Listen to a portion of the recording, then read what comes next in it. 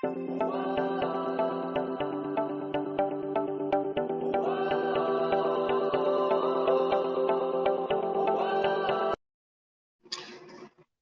evening, everybody. This is your boy D Mac. Let's talk.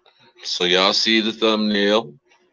R. Kelly has been charged, and he's been. Dang, man, I done messed up my whole beginning, but I'm gonna start over right here like this. Look, R. Kelly has been formally charged, and he's been found guilty of all charges. He has one charge of racketeering, and he has six charges of violating the Mann Act, which is when you take a minor over state lines for any sexual purposes. And so this is the grounds on which they got him.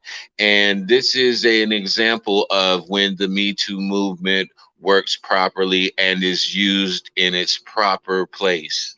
This is how the Me Too movement is supposed to be used in order to help the victims get out of the situation that they've been placed in and help them to get justice from their from the person that offended them and the person that violated them. This is what the Me Too movement is about. It is not to be used and weaponized to try to keep men in their place, because we have this theme of toxic masculinity, and so masculinity is being attacked on every front, and people out there are trying to use the Me Too movement to attack masculinity. But that's not what the Me Too movement is for. The Me Too movement is for people like R. Kelly, who has done these egregious things and have violated these children, and they should pay. And now he's going to pay for what he's done. I'm glad to see the Me Too movement work in its proper context. And I know that there's some people who listen and they've heard my previous videos and they feel like I'm against the Me Too movement. But I'm not against the Me Too movement. I'm just against the Me Too movement being weaponized and used against men to try to stop what people consider toxic masculinity. Um, yeah, there's so many layers to this R. Kelly thing. Did he get charged for Aaliyah as well? And how does the family feel about that? And speaking of the families, are any of these families going to be held accountable for basically prostituting their daughters out to R. Kelly? Because not every single one of those females was forced to be there, and not every single one of those females were underage. So a lot of these females who were caught up in this whole R. Kelly thing, yeah, some of them got caught up in who he was, and they were enchanted by the charm and the fame and all of the stuff that comes with being R. Kelly. But at the same time, this shows a great disparity in our country of how much trust we'll give to a singer or an entertainer before we'll give that trust to our own family members. And we'll allow this person to have intimate one-on-one time with our child who is underage, because we feel like our child is going to become famous for dealing with this person. And now we've made them a victim because of our own personal greed. So how many of those parents are going to be held accountable for their part in allowing R. Kelly to be able to do the things to their daughters and sons that was done by him? Everybody wants to make him out to be this big monster, in which his acts, the things that R. Kelly did, are monstrous things. But R. Kelly himself, I don't believe he's a monster. I believe he's a victim of his circumstance, and he's a victim of the lifestyle that he grew up in. Because remember, R. Kelly grew up in a brothel, basically. His mother was a prostitute, no father around, and a lot of those women were molesting this young man from who knows what age. And so I'm not making it out for R. Kelly and I'm not defending R. Kelly, but I'm giving you a foundation of where R. Kelly's behavior came from. And so this cycle continues over and over and is continually producing these monstrous actions coming from a victim, because that's what he was originally when he first started out and he endured everything that he went through. He was a victim, and then he became a victimizer because he felt like I'm not going to go into what this man felt like. I don't know what he felt like, but I will say that everything that led up to this shows that R. Kelly felt like either there was nothing wrong with what he was doing or he was trying to get back at those women who assaulted him and violated him as a child. I just recently read the book Iceberg Slim.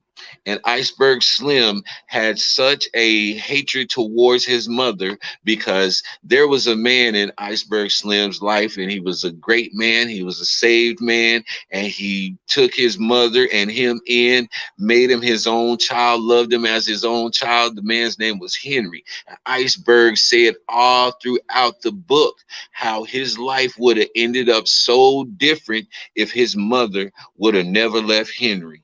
And when his mother, see, Henry was what we consider a simp. Henry is one of those dudes who would do any and everything for that woman because he loved her so much. And she hated the fact that he was so weak. And she dogged Henry out and she left Henry. And that set Iceberg Slim on a path towards becoming one of the hardest, most cold hearted pimps in this country. And so when you connect the two and you start to see the cycle that these things take on a young male child, you can also make a parallel of Iceberg Slim and R. Kelly, because it's the same thing. R. Kelly came up in such horrible conditions.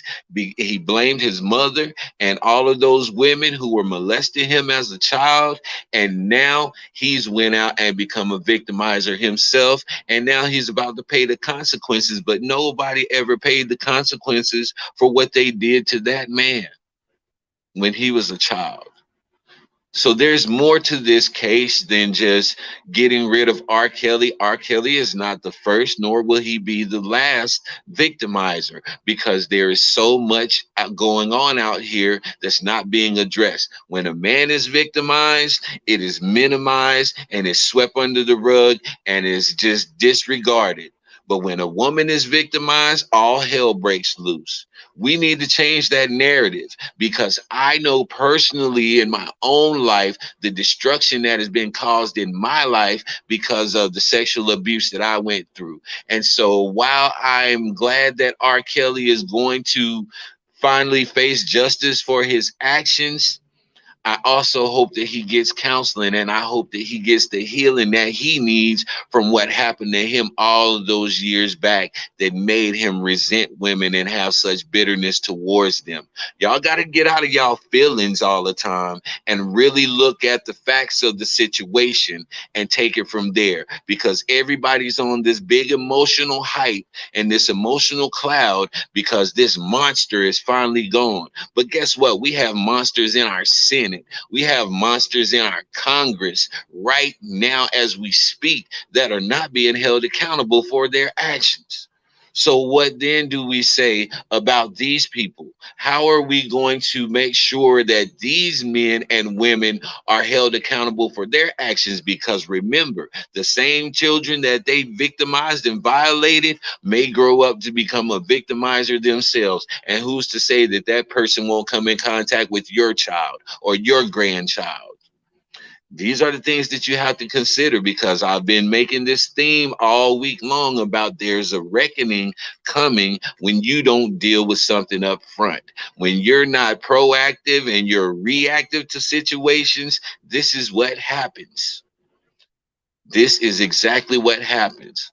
So, what are we going to do to be proactive in preventing these children from going through this harm? Well, first and foremost, we have to start caring about what happens to the children. And that's not something that I'm seeing from our government or from our society as a whole, period, because you've lost contact and you've lost touch with the generation before us. The generation not before us, but this generation after us, these ones coming up, you've lost touch with what they're going through. I don't know if it's because you're so old. I don't know if it's because you don't realize what's going on in the world today and you don't realize at what level these things are going. I don't know what the disconnect is, but a lot of you older people who are my age, and that's in your 40s, have totally disconnected, and you don't know what's going on with these children. And so you have to reconnect. That is the first thing that we have to do in order to find a solution to this and get these children the proper help that they need and rescue them from these situations so that they don't become a victimizer later down the road. This is your boy D Mac, man. That's all I have to say. R. Kelly, I hope you get some healing and I hope you get some therapy while you're locked up. And to all of the women who have been violated, I'm glad that you got the justice that you got. And now it's time to move forward with your lives. I'm glad to see the Me Too movement used correctly in its right context and not used as a weapon to try to control somebody. And this is what it looks like. So now we have a physical idea and a physical concept of what the Me Too movement is supposed to be used for. Now let's keep it there. This is your boy D Mac. You know what I say: sticks and stones can break your bones, but the word can always heal you. I'm out.